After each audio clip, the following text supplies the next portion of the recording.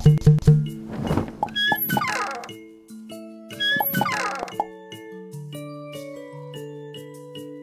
Josh. I'm Jacob, and we're the Foo, and we're YouTubers and musicians. We make creative videos and couple them with sometimes original songs, sometimes covers, but that's what we do.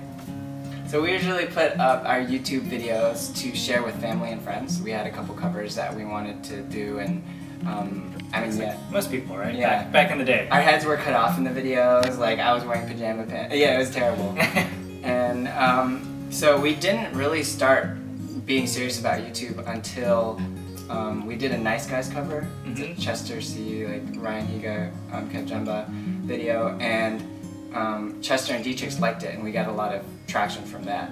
Internet Icon was a crazy experience.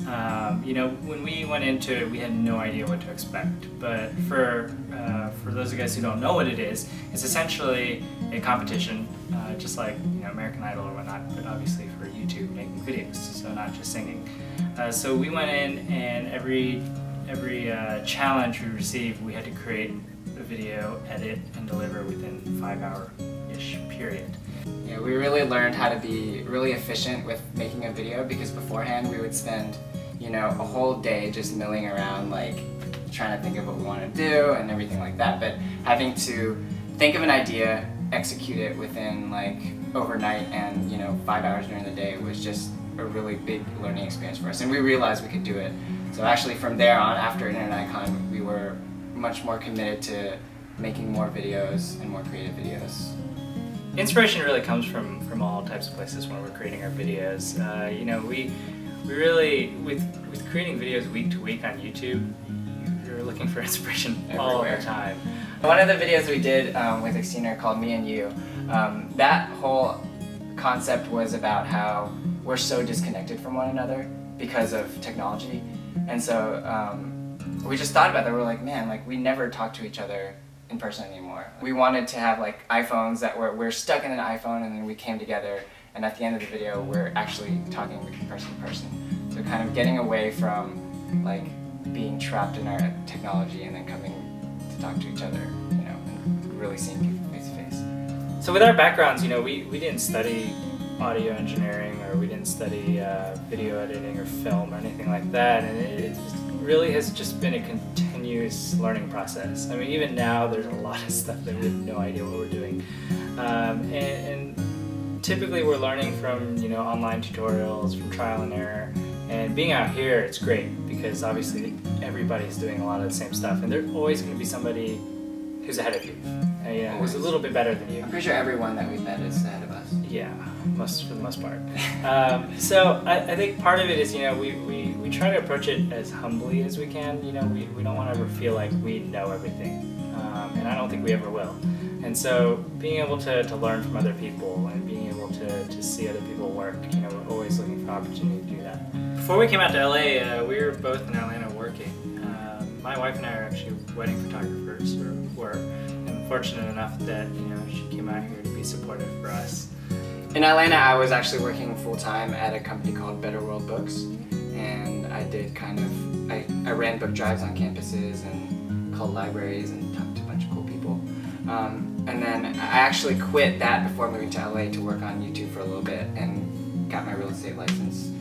So coming from working full-time jobs and also trying to do YouTube full-time, it really taught us a lot of discipline in how to shoot timely and not to waste too much time. What our old schedule used to work, we'd spend Tuesdays, work on audio, spend Thursdays, work on video. And if we couldn't get it done in that time, we wouldn't have a video up. So we had to make sure it was done. For those people who are thinking about taking that that next step, I think for us we had to be really realistic about it as well. So there's two sides of it. There's pursuing your dream and like really going for it, and then there's just you have to have some sort of realistic sense of what you want to do. So we had kind of a plan coming out here, and we kind of had certain checkpoints of where we wanted to be. So whether that was the size of our following, or that was knowing that when we got out there we knew people that could help us along the way. So while it was a huge leap of faith, we also had certain realistic goals that we knew we wanting to reach. So even by the end of this year, we have a certain amount of goals that we want to reach, and yeah, and if we don't reach them, you know, we have to make another decision from there. It's a continuous process chasing your dream, and you always want to continue to reevaluate that, kind of see where you are, and we definitely encourage people to chase their dreams, to chase their passions. But again, yeah, we're very practical. I don't know if that's how we were raised or whatnot, but you know, you have to pay the bills too, and you want to live responsibly as well. And so there's a certain point where, you know, you just have to know to whether you have to turn back or to continue pushing forward.